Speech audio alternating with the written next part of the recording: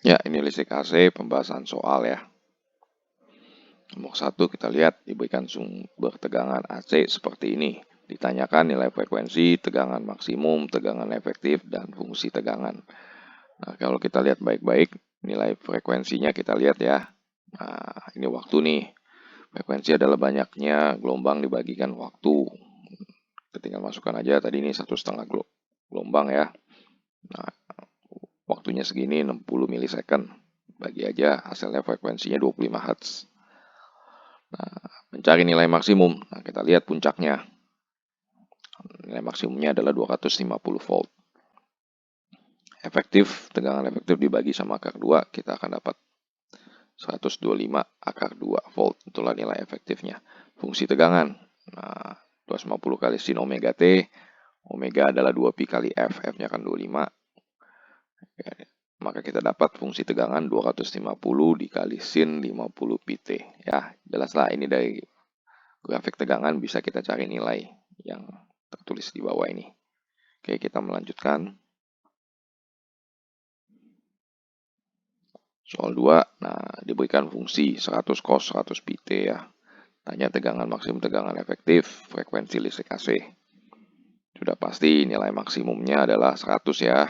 Itu dia. Nilai efektif bagi akar 2, hasilnya adalah 50 akar 2. Nah, frekuensinya sekarang kita lihat. Omeganya kan 2πf. Omega adalah, kalau kita amati ini 100 pi nih, dari fungsinya ya. Maka kita dapatkan frekuensinya adalah 50 Hz. Itu dia. Kita lanjutkan kembali soal nomor 3. Nah, ini ada signal ya. Ada kotaknya 1 cm. Nah, diperhatikan skala signalnya. Y-nya adalah 2 volt per senti. Si waktunya adalah 5 milisecond per senti. Nah, satu kotak ini punya skala 1 cm 1 cm ya. Ditanya adalah nilai V maksimum, nilai frekuensi. Nilai maksimum tentunya kita melihat skala yang ke atas. Ini adalah nilai V maksimum. Terdapat 3 kotak. Maka 3 kotak dikalikan 2 volt. Hasilnya adalah 6 volt ya. Kita akan mencari periodenya. Ini kalau kita perhatikan balik ke satu gelombang ini membentuk 4 kotak. 4 kotak ini kita kalikan 5 milisecond. Maka periodenya adalah 20 milisecond. Nah, frekuensinya kita balik nilainya. Frekuensi seperti ya. Hasilnya adalah 50 Hz. Ya, demikianlah kalau data dari osiloskop bisa kita olah untuk membacanya. Ya, kita melanjutkan kembali. Ini adalah rangkaian RL ya, spesifikasi 21 ohm 310 mH RL ini ya. Dipasang dengan sumber tegangan 75 kali sin 200 T plus si sudut pasornya. Nilai impedansi total. Oke, XL kita cari ya. Nah, XL kita dapat 72 ohm dengan mengalihkan omega. Omeganya kan kita tahu tuh 200. Nah, dengan impedansi total ya, triple Pythagoras saja, kita akan dapat impedansi totalnya 75 ohm. Nah, kita cari kuat arusnya. Tegangan maksimumnya kan 75 volt tegangan total. Bagi dengan Z, impedansi total. Kuat arus maksimum 1 ampere. Nah, fungsi kuat arusnya seperti ini. Fungsi kuat arus pasti sinus ya. Nah, kita lihat di VR-nya. VR-nya dapat 21. Nah, ini fungsi VR-nya. Sinus juga. Kita lihat VL. Dan fungsi VL-nya adalah 72. Nah, VL ini adalah kosinus. Nah, diagram pasornya jadi kita gambarkan seperti ini. Ya, ini adalah diagram pasornya. Ya, inilah V totalnya 75 volt. Nah, ini diagram fasornya. Kita lihat soal nomor 5. Ini resistor 30 ohm dengan kapasitor 25 mikrofarad ya, dirangkaikan secara seri. Impedansi seperti ini. Oh, ditanya impedansi ya. Kuat arus dan tegangannya. Tegangan sumbernya 500 volt dengan omega 1000. Kita tinggal cari XC ya. Dapatkan XC-nya 40. Kemudian kita cari dengan Z. Kita dapatkan Z-nya adalah 50 ohm. Nah, I maksimumnya 500 volt dibagi 50, 10 ampere. Nah, fungsi kuat arus seperti ini. Tegangannya kita dapatkan 300 volt, tapi pada saat menghitung VC kita harus hati-hati. VC dapat, nah ini fungsinya kita kasih negatif. Kenapa? Karena dia punya diagram fasor pasti ke bawah. Oke ya. Nah, inilah VC, inilah VR. Kita lanjutkan kembali. Nah, ini rangkaian RLC ya, 700 ohm, 7600 mH dengan 0,1 mikrofarad dengan sumber tegangan 250 dikali sin 1000 T plus besi. Nah, impedansinya ditanya, diagram fasor dan daya disipasi dan faktor daya. Ini kita cari XL, kita dapat 7600 ohm, kita cari XC, kita dapat XC-nya 10.000 ohm. Kemudian kita cari Z, triple Pitagoras lagi, hasil 2500 ohm. Inilah impedansinya. Kemudian kita cari maksimum 0,1 ampere ya, VR kita hitung aja, PL kita hitung, dan VC kita hitung. Seperti ini. Kita tahu VC lebih besar dari VL, maka diagram fasornya akan menjadi seperti ini. Ini kapasitif. Ini V totalnya. Daya disipasi ya tinggal hitung aja I efektifnya dikuadratkan kali hambatan. Nah, I maksimum adalah 0,1 bagi akar 2.